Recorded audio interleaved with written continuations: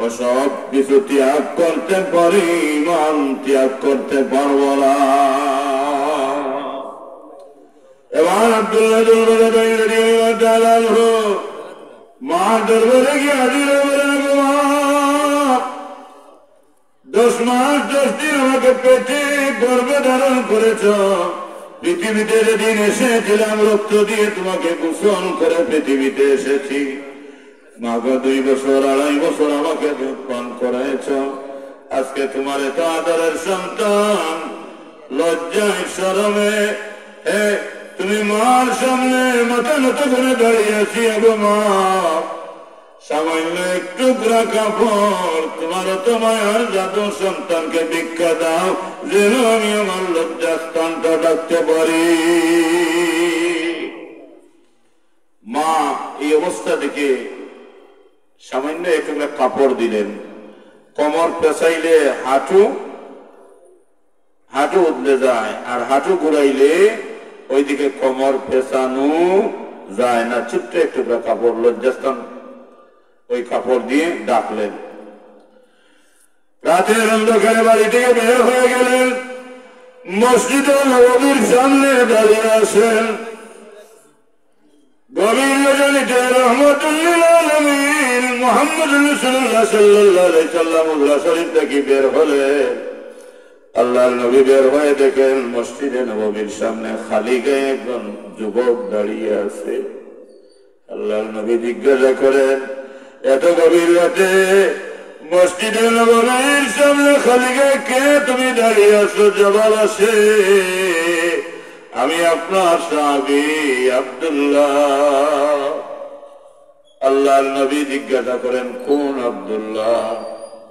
বলে, ইসলাম ধর্ম কবুল করার পূর্বে আমার নাম ছিল আব্দুল উজ্জা, আর ইসলাম ধর্ম কবুল করার পর আপনি আমার নাম রেখেছিলেন আবদুল্লাহ। জোরে বলুন সুবহানাল্লাহ। আল্লাহর নবী ডাক দিয়ে বলেন, আব্দুল্লাহ, তুমি তো মদিনার শরীফের ধনাঢ্য পরিবারের সন্তান, তুমি তো কোনো গরিব পরিবারের সন্তান নয়। এটা গভীর রাতে খালি গায়ে মসজিদে নববীর সামনে দাঁড়িয়ে আছো, তোমার এই অবস্থাটা কে করলো, আর খালি গায়ে কেন দাঁড়িয়ে আছো? আব্দুল্লাহ রাদিয়াল্লাহু তাআলা আল্লাহর নবীকে জবাব দিলেন, ইয়া রাসূলুল্লাহ, আমার ইমানের কথা চাচা জেনে গেছেন। আমাকে তিনি আলটিমেটাম দিলেন, যদি ইমান ত্যাগ না করি বাড়িতে জায়গা দিলেন না। আমি জবাব দিয়েছি, বাড়ি ছেড়ে দিব, ইমান ত্যাগ করবো না। এরপরে আমাকে আলটিমেটাম দিয়েছেন, সহায় সম্পদ থেকে আমাকে বঞ্চিত করবেন যদি আমি ইমান ত্যাগ না করি। আমি বলেছি সম্পদ ছেড়ে দিব, তবু ইমান ত্যাগ করবো না। তারপরে আমাকে বলেছেন, আমি আমার শরীরের কাপড় চোপড় গুলা যেন খুলে আমার চাচাকে দিয়ে দেই যদি আমি ইমান ত্যাগ না করি। আর রাসূলুল্লাহ, আমি লজ্জা শরম ছেড়ে দিয়েছি, আমার শরীরের কাপড় চোপড় গুলো আমার চাচাকে খুলে দিয়ে এসেছি, তবু আমি ইমান ত্যাগ করি না। আল্লাহ নবী উজরা মুবারকে ঢুকলেন, পাতলা 2টি চাদর নিয়ে আসলেন। আর আব্দুল্লাহ রাদিয়াল্লাহু তাআলা আনহুকে 2টি চাদর ইটামারি দিয়ে বলেন, আব্দুল্লাহ, একটি চাদর দিয়ে তোমার কোমরের নিচ পেছাও, আর আরেকটি চাদর দিয়ে কোমরের উপর পেছাও। 2টি চাদর দিয়ে তুমি তোমার শরীর দেখো। সুবহানাল্লাহ। আল্লাহর নবী যখন 2টা চাদর দিলেন, আব্দুল্লাহ রাদিয়াল্লাহু তাআলা 2টা চাদর গায়ে পরলেন, হাউ মাউ করে চিৎকার দিয়ে কাঁদা শুরু করলেন। আল্লাহর নবী ডাক দিয়ে বলেন, আব্দুল্লাহ, তোমার চাচা তোমাকে বাড়ি থেকে বের করে দিয়েছে, সম্পদ থেকে বঞ্চিত করেছে, অসুবিধা কোথায়? আমি নবীর দরবারে চলে এসেছে, আমি নবী তো তোমার অভিভাবক হয়ে গেছি, তারপরে কি ব্যথা বেদনা, কেন কাঁদো? আব্দুল্লাহ রাদিয়াল্লাহু তাআলা জবাব দেন, ইয়া রাসূলুল্লাহ, বাড়ি ছেড়েছি, সহায় সম্পদ ছেড়েছি, পরিবার গোষ্ঠী সব কিছু ছেড়েছি, এই ব্যথা আমি কাঁদছি না। এই মুহূর্তে আল্লাহ হাবিব রাহমাতুল্লিল আলামিন আমাকে 2টি চাদর উপহার দিলেন। আসমানের নিচে জমিনের উপরে আমার চেয়ে সৌভাগ্যবান আর কেউ হতে পারে? আল্লাহর নবী আমাকে 2টি চাদর উপহার দিলেন। ইয়া রাসূলুল্লাহ, এই 2টি চাদর গোটা পৃথিবীর সমস্ত দৌলত, সমস্ত সম্পদের চেয়েও আমার কাছে অতি মূল্যবান। আমাকে যদি গোটা পৃথিবীর সম্পদ কেউ দান করে আর বিনিময়ে যদি বলো এই 2টি চাদর তাকে দান করার কথা, আমি গোটা পৃথিবীর সম্পদ ছেড়ে দিব। ইয়া রাসূলুল্লাহ, আপনার 2টি দান করা চাদর আমি দিব না। এই 2টি চাদর আমার কাছে এত দামি, এত মূল্যবান। ইয়া রাসূলুল্লাহ, আমি কোন ব্যথার কাঁদি না, কোন কষ্টের কারণে কাঁদি না। ইয়া রাসূলুল্লাহ, আমি মনের আনন্দে, মনের খুশিতে কাঁদি। আল্লাহর নবী যে আমিন আমাকে 2টি চাদর মোবারক উপহার দিলেন। বলুন সুবহানাল্লাহ। এবার আব্দুল্লাহ যুলবাদাইন রাদিয়াল্লাহু তাআলা আনহু মসজিদে নববীর ভিতরে থাকেন। আহলে সুফফা সাহাবারা তাদের মধ্যে আল্লাহর নবী আহলে সুফফা সাহাবীদেরকে ডাক দিয়ে বলেন, হে সাহাবীরা, আমার আব্দুল্লাহ যুলবাদাইনকে তোমরা আল্লাহ কালাম কোরআন শরীফ শিক্ষা দান করো। এবার সাহাবীরা কোরআন শরীফ শিখাইলেন, তিনিও শিখে নিলেন। কিন্তু এমন অবস্থা হলো আব্দুল্লাহ যুলবাদাইন রাদিয়াল্লাহু তাআলা মসজিদে নববীতে বসে আল্লাহর কালাম কোরআন শরীফ এত জোরে জোরে চিৎকার দিয়ে তিলাওয়াত করেন, বাকি সাহাবী যারা তাদের ডিস্টার্ব হয়।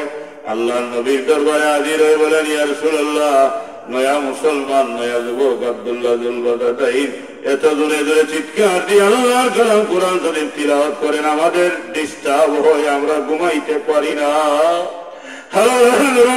সাহাবীরা, আমার আব্দুল্লাহ যুলবাদাইনকে তোমরা বাধা দিও না, এইভাবে চিৎকার করে করে আল্লাহর কালাম কোরআন শরীফকে তিলাওয়াত করতে দাও। ইমানের জজবায়, ইমানের পাওয়ারে আমার আব্দুল্লাহ যুলবাদাইন মনের আনন্দে আল্লাহকে খুশি করার জন্য এইভাবে কোরআন শরীফ তিলাওয়াত করতেছে। তিলাওয়াত করতে দাও, তোমরা তাকে বাধা দিও না। বলুন সুবহানাল্লাহ। তাবুকের যুদ্ধের সময় হয়ে গেল। আল্লাহর নবী সাহাবায়ে কেরামদেরকে ডাক দিয়ে বলেন, যুদ্ধের জন্য সবাই মাল সামানা নিয়ে আসো। সবাই দেরি দেরি মাল আল্লাহর নবীর সামনে হাজির করলেন। তিনি মসজিদে নববীর ভিতরে বসে বসে দেখলেন, হায় হায়, আমার কোনো সম্পদ নাই। সাহাবীরা নবীর দরবারে হোটেল সম্পদ আনি হাজির করলেন। আমার যদি থাকতো আমি আজকে কিছু দান করে আমি আল্লাহর নবীর সামনে শরীক হতাম।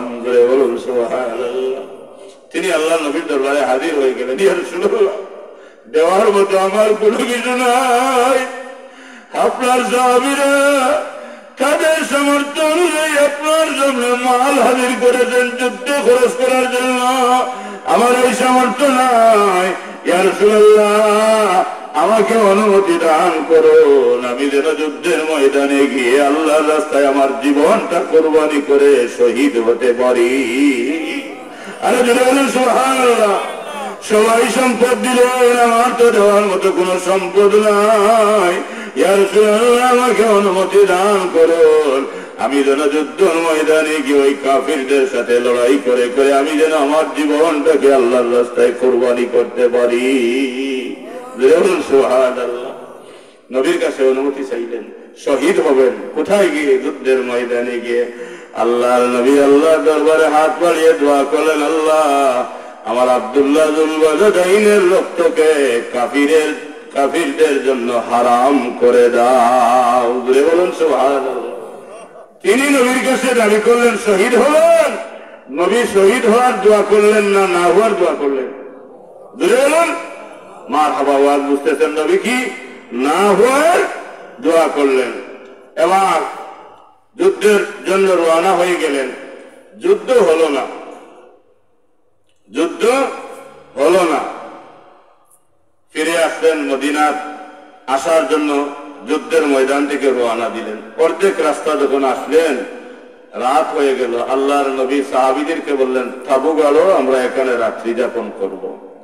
তাঁবু গাড়লেন রাত্রি যাপন করার জন্য। কিন্তু এমন একটি অবস্থা দেখা দিল, আব্দুল্লাহ গায়ে জ্বর উঠে গেল। এত প্রচন্ড জ্বর উঠলো, এত প্রচন্ড জ্বর উঠলো, জ্বরের তাপে বোঝা যায় আব্দুল্লাহ যুল বাজাদাইন কিছু সময়ের ভিতরে দুনিয়া ছেড়ে বিদায় হয়ে যাবে। নবী এক তাঁবুতে, সাহাবায়ে কেরামরা আরেক তাঁবুতে। সাহাবীরা আল্লাহর নবীর খেদমতে গিয়ে আরজ করলেন, ইয়া রাসূলুল্লাহ, আপনার আব্দুল্লাহ যুল বাজাদাইনের এত প্রচন্ড জ্বর উঠেছে, বোঝা যায় জ্বরের কারণে এখনই তিনি মৃত্যুবরণ করবেন। আল্লাহর নবী সাহাবায়ে কেরামদেরকে বলেন, আমার সাহাবীরা, আমার আব্দুল্লাহ যুল বাজাদাইনকে আমার কাছে দিয়ে আসো। আব্দুল্লাহ যুল বাজাদাইনকে আল্লাহর নবীর তাঁবুতে নিয়ে যাওয়া হলো। আব্দুল্লাহ যুল বাজাদাইন রাদিয়াল্লাহু তাআলা আনহু নবীর তাঁবুতে যাওয়ার পর আল্লাহর নবী বলেন, হে আব্দুল্লাহ যুল বাজাদাইন, আমি রহমাতুল লিল আলামিনের রান মুবারকের উপর মাথা মুবারক রাখো, আর তুমি কিছু সময় বিশ্রাম গ্রহণ করো। সুবহানাল্লাহ। আল্লাহর নবীর তাঁবুর ভিতরে